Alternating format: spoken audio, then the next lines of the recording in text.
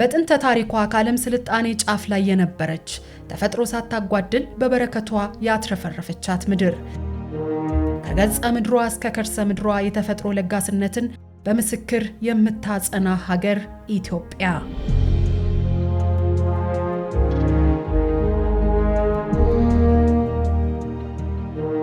ወዲህ ደግሞ ቀድማ ተነስታ ከኋላ የቀረች ካላት ይልቅ የጎደለባት ሀገር ሆና በተቃርኖ ኖራለች።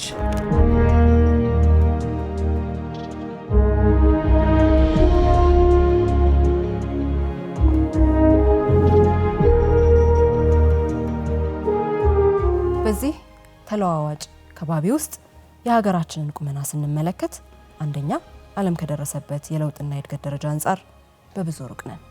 ሁለተኛ በፍጥነት እየተለዋወጠ ባለው ከባቢ ውስጥ የምንሰጠው ምላሽ አዝጋሚ ነው።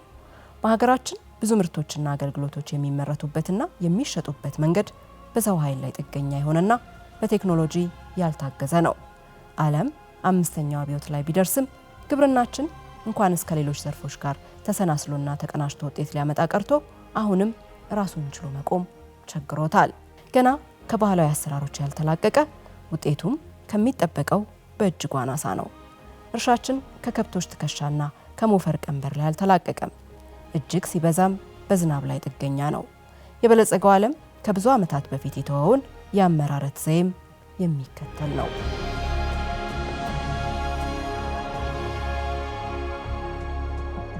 ኢትዮጵያ በእያንዳንዱ ውስጥ የምታልፍበትን ኮንቴክስት አልፈጠረችም።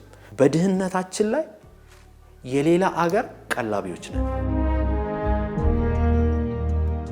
ዓለም ጋር ጎን ለጎን እየተራመድን እያለን ሌላው ዓለም ፈጥኖ እኛ የቀረንበትን ጉዳይ ባጭሩ ወደ ኋላ መንሸራተት ብለን እንወስደው እንችላለን፣ ወይም ደግሞ ከሌላው ባነሰ ፍጥነት መጓዝ።